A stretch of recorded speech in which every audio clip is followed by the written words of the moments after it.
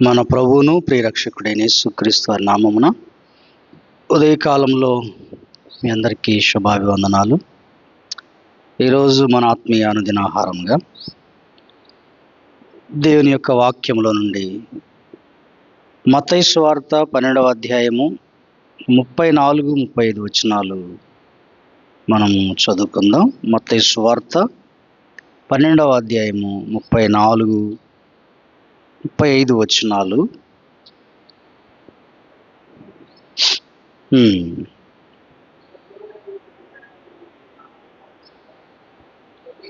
హృదయమందు నిండియుండు దానిని బట్టి నోరు మాట్లాడును గదా.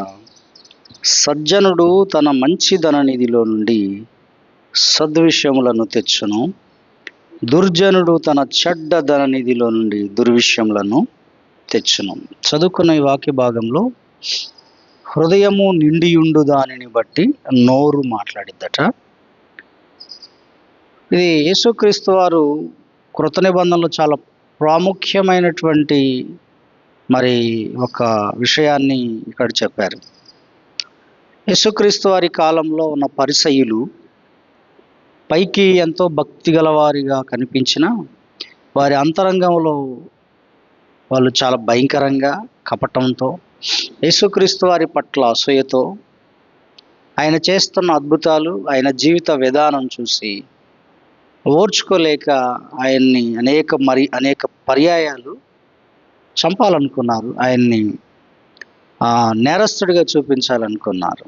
కానీ అది వారికి సాధ్యం కాలేదు. అందుకే యేసయ్య వారిని ఏమన్నారంటే, సర్ప సంతానమా, అంటే వాళ్ళ హృదయాల నిండా సర్పముల యొక్క విషం నిండిపోయి ఉందన్నట్టుగా ఆయన వారిని గద్దించారు. ఇక్కడ మనం గమనించినట్లయితే హృదయము నిండియుండు దానిని బట్టియే నోరు మాట్లాడుతుంది. ఒక పాత్ర నిండినప్పుడు, అందులో ఒక పదార్థం నింపినప్పుడు ఆ పదార్థం అది వాటర్ కావచ్చు, ఇంకేదైనా కావచ్చు, అది నిండినప్పుడు పొర్లి బయటకు వస్తుంది. అట్లాగనే ఒక మనిషి తన హృదయంలో ఏమి తలంచుతాడో, ఏమి నింపుకుంటాడో హృదయంలో, అతని మాటల్లో అది ధ్వనిస్తుంది. హృదయంలో ఏమి నింపుకుంటారో అది ప్రేమ నింపుకున్నా బయటకు వస్తుంది, ద్వేషం నింపుకున్నా బయటకు వస్తుంది, స్వార్థంతో నింపుకున్న, స్వార్థపూరితమైన మాటలతో నింపుకున్న అది హృదయంలో నుండి మాటలలో ధ్వనిస్తుంది. ఏమి నిండి ఉంటుందో లోపట అదే బయటికి వెల్లడవుతుంది. కాబట్టి మనము ప్రభు అయిన యేసయ్య చెప్పిన మాటలు ఏంటంటే, హృదయము నిండి ఉండు దానిని బట్టి నోరు మాట్లాడుతుంది అంటూ చెబుతే ఏమన్నాడు, సజ్జనుడు హృదయం, దుర్జనుడు హృదయం. సజ్జనుడు అంటే ఒక మంచి మనిషి హృదయము ఎలా ఉంటుందట, ఒక మంచి ధననిధిలో మంచి ధననిధిలో రత్నాలు, వజ్రాలు, వైడూర్యాలు, మంచి ధననిధిలో, ధననిధి అన్నాడు ఇక్కడ. ఒక విశ్వాసి హృదయం, మనిషి హృదయము ఒక ధననిధి వంటిది. కాబట్టి ఆ ధననిధిలో మనం ఏమి నింపితే, అందులో మంచి పదార్థాలు పెడితే అందులో నుంచి తర్వాత అవే బయటికి తీస్తారు. లేదు, దాంట్లో విలువైన అమూల్యమైన వస్తువులు దాచిపెడితే అవే బయటకు వస్తాయి మళ్ళీ. కాబట్టి మన హృదయము, నా హృదయము ఒక మంచి ధననిధి అయితే, అందులో నుండి ప్రేమ ఉంటే ప్రేమ బయటకు వస్తుంది, దయ ఉంటే దయ బయటకు వస్తుంది, నీతి ఉంటే నీతి మాటల్లో వ్యక్తమవుతుంది, జ్ఞానం ఉంటే జ్ఞానం మాటల్లో వస్తుంది. కాబట్టి ఏమి నింపుకుంటున్నాం, మన హృదయాన్ని వేటితో నింపుతున్నాం. అదే ఒక దుర్జనుడు హృదయం కూడా ఒక ధననిధి, అది చెడ్డ ధననిధి. అందులో చెడుతనం, ద్వేషం, మోసం, అబద్ధాలు ఇవన్నీ బయటకు వస్తాయి. కాబట్టి దేవుని సన్నిధిలోనికి వస్తున్న మనము, సకల ఆశీర్వాదాలకు కారణభూతుడైన దేవుడు మన ప్రభు అయిన యేసుక్రీస్తు వారిని ఏమన్నారంటే, క్రీస్తునందు సర్వసంపదలు గుప్తములై ఉన్నవి అన్నాడు. కాబట్టి ఆయన ఒక గొప్ప ధననిధి మనకు. ఆ ధననిధి లేదా ఆయన ఇచ్చే ఆశీర్వాదాల నిధి తెరవబడటానికి ముందు మన హృదయము కడగబడాలి. మన హృదయంలో ఏది నిండి ఉండకూడదు, నింపుకోకూడదు. చెడును నింపుకోకూడదు. చెడు నిండి ఉంటే అది ప్రదర్శిస్తే ఆ తిరిగి మళ్ళీ అది మాటల్లో వ్యక్తమై మన జీవితాన్ని పాడు చేస్తుంది. అందుకే లోపల ఏమి నింపుకుంటున్నాం అనేది ఉదయకాలంలో ప్రశ్నతో మనం ప్రారంభించాలి. మన హృదయము నిండి ఉండేదాన్ని బట్టి నోరు మాట్లాడుతుంది. కాబట్టి మన హృదయాలు వేటితో నిండి ఉన్నాయి, ఏటితో నింపుకోవాలి, వేటితో నింపుకుంటే మనం బాగుంటాము అనేది మనం చూస్తే కీర్తన 71:8 భక్తుడైన దావీదు గారు తన కీర్తనలో రాస్తూ అంటాడు. ఆయన 71 కీర్తన 8 నీ కీర్తితోనూ నీ ప్రభావ వర్ణనతోనూ దినమంతయు నా నోరు నిండి ఉన్నది. భక్తుడైన దావీదు హృదయములో దేవుని కీర్తించాలని, ఆయన ప్రభావాన్ని గురించి ధ్యానించాలన్నటువంటి ఆయన రాత్రంతా నిండిపోయిన ఆ హృదయ ఆలోచనలే మార్నింగ్ ఆయన రోజంతా దినమంతా నోరు ఆయన్ని కీర్తించడం, ఆయన ప్రభావం వర్ణించడంలోనే నిండిపోయిందంట ఆయన హృదయం, ఆయన నోరు. ఈ రోజున మన యొక్క నోరు కూడా వేటితో నిండాలి అంటే మన నోటి నిండా ఆయన్ని కీర్తించటంలోనే నిమగ్నమై ఉండాలి. స్తుతించటంలోనే మనం ఆనందించాలి. మన నోటి నిండా స్తుతి ఉండాలి. అంటే లోపట ఉంటేనే అది బయటకు వస్తుంది, లోపట లేనప్పుడు బయటకు అది రాదు. కానీ భక్తుడైన దావీదుకి లోపట అది ఉంది కాబట్టి ఆయన అంటున్నాడు, నీ కీర్తితోనూ నీ ప్రభావ వర్ణనతోనూ రోజంతా దినమంతా నా నోరు నిండిపోయి ఉన్నదయ్యా అన్నాడు. కాబట్టి మనము హృదయంలో దేవుని స్తుతించాలి, ఆరాధించాలని మన హృదయాలు నిండి ఉన్నప్పుడు ఖచ్చితంగా తిరిగి మనం దేవుణ్ణి కూడా నోటితో నింపుకుని ఆయన స్తుతిస్తాము, ఆయన కీర్తిస్తాము, ఆయన ఆరాధిస్తాము, ఆయన ఘనపరుస్తాము. మన నోరు నిండిపోవాలి ఆయన స్తుతించటంలో, మన నోట స్తుతులే రావాలి. ఇంకో చోట అంటాడు, కొలస్సీలకు రాసిన పత్రికలో ఆయన చక్కగా రాస్తూ ఏమంటాడంటే 3వ అధ్యాయం కొలస్సీలకు రాసిన పత్రిక 3వ అధ్యాయం 16వ వచనంలో, మరియు కృతజ్ఞులయుండుడి, సంగీతములతోనూ కీర్తనలతోనూ ఆత్మ సంబంధమైన పద్యములతోనూ ఒకనికి ఒకడు బోధించుచు బుద్ధి చెప్పుచు కృపాసహితముగా మీ హృదయములలో దేవుని గూర్చి గానము చేయుచు అనే మాట. హృదయములలో ఏముండాలట? ప్రభువును గూర్చి గానము చేయాలి, దేవుని గూర్చి గానము చేయాలి. హృదయములో గానం ఉంటే, హృదయంలో దేవుని స్తుతించాలి అనుకున్నప్పుడు అది పెదాల ద్వారా కూడా ఆ హమ్మింగ్ వచ్చేస్తుంది. ఒక పాట మన హృదయంలో స్పందించింది అనుకోండి, అది నోట కూడా స్పష్టమవుతుంది. కాబట్టి మన హృదయంలో దేవుని గురించినటువంటి ఆలోచనలు, దేవుని స్తుతించాలన్నటువంటి తలంపులు, దేవుని యొక్క ఆయన చేసిన మేళ్ళు, ఆయన చేసిన ఉపకారాలు, అవన్నీ మన హృదయంలో నిండి ఉంటే అవి ఆటోమేటిక్గా స్తుతి రూపంలో, పాట రూపంలో, మాట రూపంలో అవి బయటకు వస్తాయి. అందుకే మనం నింపుకోవాల్సింది మొదటిగా కృతజ్ఞతాభావం నింపుకోవాలి మన హృదయాన్ని. ప్రభువుని గురించిన గానం చేయాలనేది ఆలోచన ఉండాలి మనకి. అయ్యో, నేను ప్రొద్దుటే లేచి దేవుని సన్నిధికి వెళ్ళి నేను ఆయన స్తుతించాలి, ఆయన ఈ విధంగా పాడాలి, ఈ విధంగా గనపరచాలి అని మనం నింపుకుంటే అది మనకెంతో మేలు. ఒక ఆఫీసర్ ముందుకు మనం వెళ్ళి ఆఫీసర్ ముందు మాట్లాడేటప్పుడు ముందే ప్రిపేర్ అయ్యి అక్కడికి వెళ్ళి మనం మాట్లాడతాం, ఏది పడితే అది మాట్లాడడం. అట్లాగనే దేవుని సన్నిధానానికి వచ్చేటప్పుడు కూడా మనం ప్రిపేర్ అయ్యి రావాల్సి ఉంది. ఇంకొక భక్తుడైన దావీదు కీర్తనలు అంటాడు, ఏమని అంటే, నేను రాత్రి వేళ దేవుని సన్నిధికి వెళ్ళడానికి ముందే ఉదయం నా ప్రార్థన నేను సిద్ధపరచుకుని నేను రెడీ అయ్యాను అంటాడు. ఆయన సిద్ధపాటు కలిగి హృదయంలో ప్రిపరేషన్ చేసుకుని, రేపు నేను ఇలా వెళ్ళి దేవుని సన్నిధికి వెళ్ళి ఇలా స్తుతించాలి, ఇలా ప్రార్థించాలి, ఇలా ఘనపరచాలి అని మంచి విషయాలన్నింటినీ సిద్ధపరచుకునేవాడు ఆయన భక్తుడైన దావీదు. ఈ రోజున మన హృదయాల్లో కూడా నింపుకోవాలి. ప్రార్థన గురించి, స్తుతి గురించి నింపుకుని మనం ప్రభు సన్నిధికి వచ్చినప్పుడు అద్భుతంగా మనం ప్రార్థించగలుగుతాం, అద్భుతంగా ఆయన స్తుతించగలుగుతాం. ఆ ఆలోచనలు మనకు వస్తాయి, పాటల రూపంలో వస్తాయి. లేకపోతే ఏమేమో చేస్తాం, ఏమేమో మనం మాట్లాడతాం. కనుక భక్తుడైన దావీదు నోరంతా కీర్తితో, దేవుని గురించిన కీర్తితో, గానములతో, ప్రభావ వర్ణనతో నిండిపోయి ఆయన స్తుతించాడు. మొదటిది. రెండవదిగా ఇక్కడే రాస్తుంది, మనం చదువుకుని ఈ భాగంలోనే, సమస్త విధములైన జ్ఞానముతో క్రీస్తు వాక్యము మీలో సమృద్ధిగా నివసింపనీయుడి అని రాస్తుంది. రెండవది, మన హృదయంలో నిండి ఉండాల్సింది ఏంటంటే దేవుని వాక్యము. క్రీస్తు వాక్యము మన హృదయాలలో సఫిషియెంట్గా నింపుకోవాలి. మన హృదయంలో వాక్యము, శ్రేష్టమైన జీవవాక్కులు, అది చదవడం ద్వారా, వినడము ద్వారా అవి హృదయములో నిండి ఉంటే ఆటోమేటిక్గా బయటికి కూడా అవే వస్తాయి.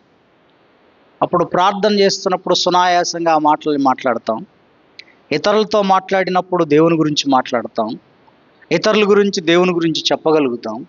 అయితే మన హృదయంలో అది లేనప్పుడు, వాక్య ప్రస్తావన లేనప్పుడు చాలామంది వాక్యాన్ని నింపుకోక అనేకమైన పోసుకోలు మాటలు, కొండాలు, లేకపోతే చెడు మాటలు, బయట విషయాలు, బయటి వార్తలు అన్నీ నింపేసుకుని అవే మాట్లాడుతుంటారు.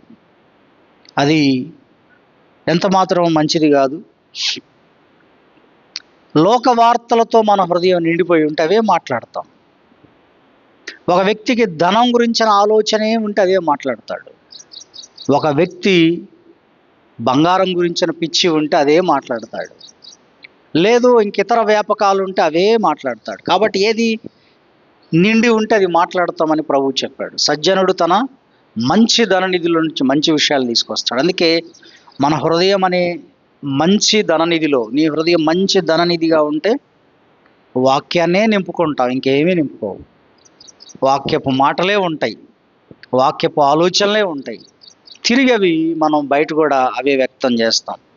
భక్తుడైన దావీదు 119వ కీర్తన 11లో అంటాడు ఏమనంటే, నీ ఎదుట నేను పాపము చేయకుండునట్లు నా హృదయంలో నీ వాక్యము ఉంచుకొని ఉన్నాను.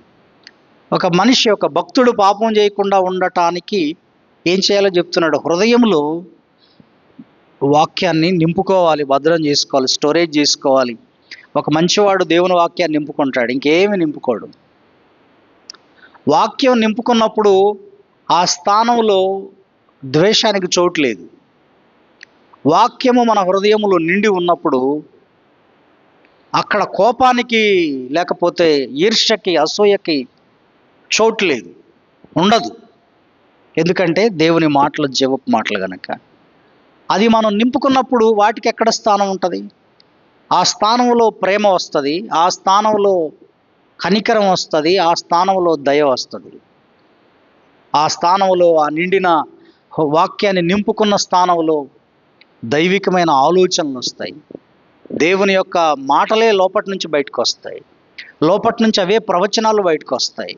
లోపటి నుంచి అవే ఆశీర్వాదకరమైన మాటలు బయటకు వస్తాయి వాక్యాన్ని నింపుకున్నప్పుడు.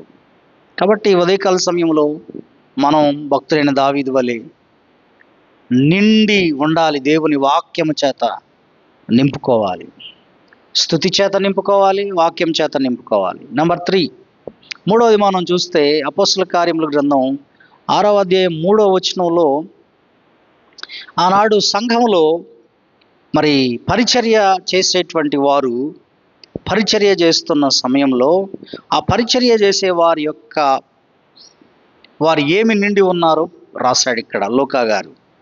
3వ వచనం, కాబట్టి సహోదరులారా, ఆత్మతోనూ జ్ఞానముతోనూ నిండుకొని మంచి పేరు పొందిన 7 మనుషులను మీలో ఏర్పరచుకొనుడి, మేము వారిని పనికి నియమింతుము. తర్వాత 5వ వచనం కూడా చదివితే, ఈ మాట జనసమూహం అంతటికి ఇష్టమైనందున వారు విశ్వాసముతోనూ పరిశుద్ధాత్మతోనూ నిండుకొనిన వాడైన స్తెఫను, ఫిలిప్పు, ప్రొకోరు, నికానోరు, తీమోను, పర్మెనాసు, యూదుల మత ప్రవిష్టుడును అంత్యొకయ వాడు నగు నికోలాస్ అని వారిని ఏర్పరచుకొని అనే మాట ఉంది ఇక్కడ. ఇక్కడ 7 సభ్యులని సంఘంలో ఆనాడు పరిచర్య చేయడానికి డీకన్స్గా ఒక 7 సభ్యుల్ని ఆనాడు సంఘం ఎన్నుకుంది. ఆ డీకన్స్ వారు కేవలం పరిచర్య చేయడం కాదు, వారు సువార్తను కూడా ప్రకటించాలి. ఏదో పరిచర్య ఒక్కడ చేస్తే సరిపోదు. అయితే వారు ఎలాంటి వారట? ఆత్మతో నిండుకున్నవారు, పరిశుద్ధాత్మతో నిండుకున్నటువంటి వారు. దేనితో నిండిపోయారు వారు? పరిశుద్ధాత్మతో నిండిపోయారు, జ్ఞానముతో నిండుకుని ఉన్నారు. అలాగనే మంచి పేరు పొందినటువంటి వారు, విశ్వాసముతో నిండుకున్నారు, పరిశుద్ధాత్మతో నిండుకున్నారు, ఆత్మతో నిండి ఉన్నారు, జ్ఞానంతో నిండి ఉన్నారు, విశ్వాసంతో నిండి ఉన్నట్లుగా మనం చూస్తూ ఉన్నాం. కాబట్టి మన హృదయాలు పరిశుద్ధాత్మతో నింపుకోవాలి. ఈ రోజుకి ఆ రోజు పరిశుద్ధాత్మ నిండి ఉండకపోతే మన హృదయాన్ని పాడు చేయడానికి సాతాను ఎప్పుడూ రెడీగా ఉంటాడు. మన హృదయాన్ని చెదరగొట్టడానికి, మన మాటలు చెదరగొట్టడానికి వాడు ఎప్పుడూ రెడీగా ఉంటాడు. కాబట్టి హృదయములో ఆత్మతో నింపబడాలి, పరిశుద్ధాత్మతో నింపబడాలి. అయ్యా, నీవు నా హృదయంలో ఉంటే నేను చెడ్డ మాటలు పలకలేను. నా హృదయము నింపి మీరు నింపండి అయ్యా, నన్ను పూర్ణ హృదయముతో నింపండి, నన్ను నింపండి అని మనం ప్రార్థించాలి. ప్రతిరోజు జ్ఞానంతో నింపండి అయ్యా అని ప్రార్థించాలి, విశ్వాసంతో నింపండి అయ్యా అని ప్రార్థించాలి. అవి నిండి ఉన్నప్పుడు మనం ఆత్మతో నిండిన వ్యక్తి, ఆ మాటలు వేరే ఉంటాయి. ఆత్మతో నిండుకున్న వ్యక్తి జీవితం వేరుగా ఉంటుంది. విశ్వాసంతో నిండుకున్న వ్యక్తి, నీవు విశ్వాసంతో నిండి ఉంటే విశ్వాసపూరితమైన మాటలు మాట్లాడతావు. ఎక్కడ అసంతృప్తి, ఎక్కడ నా జీవితంలో నిరాశ కనబడదు. ఎక్కడ మన విశ్వాసంతో నిండి ఉంటే ఎక్కడ మన జీవితాల్లో మరి దుఃఖం కనబడదు, ముఖాల్లో విచారం కనబడదు. విశ్వాసంతో నిండిన వాడి హృదయాన్ని బట్టి, వాడి ముఖములో బట్టి, వాడి హృదయము నిండి ఉన్నదాన్ని బట్టి అతని ముఖములో ఆ సంతోషం కనిపిస్తుంది. పరిశుద్ధాత్మతో నిండిన వాడి హృదయము, వాడి ముఖములో ఆనందం కనిపిస్తుంది. కాబట్టి మనం నింపుకోవాల్సింది, నిండి ఉండాల్సింది పరిశుద్ధాత్మతోను, విశ్వాసముతోను, జ్ఞానముతోను నిండుకుని ఉన్నప్పుడు నింపబడుతూ ఉండాలి. ఒక రోజులో అది నిండదు, దినదినం నింపబడుతూ ఉండాలి. దాని ఒక టాస్క్గా తీసుకొని. ఒకసారి అంటాడు ఎఫెసీ పత్రికలో పౌలు అంటాడు, ఆత్మ పూర్ణులై ఉండుడి అని రాస్తుంది. అంటే మనము పరిశుద్ధాత్మని దినదినం నింపుకోవాలి. ఏ ఒక్కరోజు నాకు ఎప్పుడో వచ్చాడు పరిశుద్ధాత్ముడు అని చెప్పేది కాదు. పరిశుద్ధాత్మ దేవునితో, పరిశుద్ధాత్మతో నిరంతరము నిండి ఉండాలి, నిరంతరం నింపుకోవాలి. జ్ఞానం కూడా నింపబడుతూ ఉండాలి. మనం ఆత్మీయంగా ఎదుగుతున్న కొలది నిండిపోతూ ఉండాలి. కానీ చాలామంది అనేకులు నిండి ఉండట్లేదు. ఇది నిండకపోతే మరి మన ఆ స్థానంలోనికి దురాత్మ తన యొక్క ప్లాన్లన్నీ నింపుతాడు. అసూయను నింపుతాడు, ద్వేషాన్ని నింపుతాడు, కక్షలు నింపుతాడు, భేదాభిప్రాయాలు నింపుతాడు. మన జీవితం దుర్భరం అయిపోతుంది. స్టెఫెను పరిశుద్ధాత్మతో నిండుకుని 7వ అధ్యాయం 55వ వచనంలో రాస్తాడు. 7వ అధ్యాయం 55. అక్కడ ఆనాడు ఉన్నటువంటి సమాజం ముందు ఆయన దేవుని మాటలు బలంగా బోధించినప్పుడు వారు కోపంతో మండిపడి పళ్ళు కొరికి ఆయనట రాళ్లతో చంపడానికి రాళ్ళు ఎత్తారు. అప్పుడు 55వ వచనంలో పరిశుద్ధాత్మతో నిండుకునిన వాడై, స్టెఫెను పరిశుద్ధాత్మతో నిండుకునిన వాడై ఆకాశం వైపు తేరి చూచి దేవుని మహిమను, యేసు దేవుని కుడిపార్శ్వమందు నిలిచి ఉండుట చూచి అన్నాడు. ఇక్కడ ఆయన ఆ భయంకరమైన సన్నివేశంలో కూడా, ఆ భయంకరమైనటువంటి శత్రువులు స్టెఫెనును రాళ్ళెత్తి చంపడానికి ఉన్నప్పుడు ఆయన పరిశుద్ధాత్మతో ఆ సమయంలో, ఆ బాధాకరమైన చావు బ్రతుకుల మధ్యలో చావడానికి కొన్ని క్షణాల్లో ఆయన చంపబడతాడు. అప్పుడు ఆయన పరిశుద్ధాత్మతో నిండుకున్నవాడై ఆకాశం తెరవబడటం, పరలోకపు తండ్రి సింహాసనంపై ఆసీనుడవ్వడం, కుమారుడైన యేసుక్రీస్తు వారు కూడా ప్రక్కనే ఉండడం, ఇదంతా చూచి పరలోకం తెరవబడటం చూచిన గొప్ప దర్శనం వాళ్ళకి చెప్పాడు. అందుకే మన హృదయము దేనితో నిండి ఉన్నది అన్నది ప్రశ్న. ఈరోజున విశ్వాసులమైన మనం మన జీవితాల్లో చెడును నింపుకుంటున్నామా? దాని పర్యవసానం భయంకరం. ద్వేషం నింపుకుంటున్నామా? నీవు దుర్జనుడు అయితే వాటిని నింపుతావు, వాటితో నీ హృదయం నిండి ఉంటుంది. అవి మాటల్లో బయటకు వ్యక్తం అవుతుంది. అదే సజ్జనుడు అయితే నీ హృదయము నిండా దేవుని వాక్యము నిండి ఉంటుంది, దేవుని మాటలే వస్తాయి. పరిశుద్ధాత్మతో నిండి ఉంటావు సజ్జనుడు అయితే. వాక్యముతో నిండి ఉంటుంది, వాక్యపు మాటలే వస్తాయి. పరిశుద్ధాత్మతో నిండి ఉంటే, పరిశుద్ధాత్మ పూర్ణులంగా మనం ఉంటే, అదే మన జీవితాల్లో ఆ ఆత్మ కార్యాలు కనపడతా ఉంటాయి. జ్ఞానముతో నింపబడితే జ్ఞానమే మాట్లాడుతాం మనం. ఒక విశ్వాసిని కదిలిస్తే, వాక్యం గురించి టచ్ చేస్తే వాక్యం బయటకు రావాలి, వాక్యం బయటకు రావట్లే ఈ రోజున. ఒక విశ్వాసిని కదిలిస్తే ఈ రోజున ఆ జ్ఞానం బయటకు రావాలి, అది బయటకు రావట్లేదు.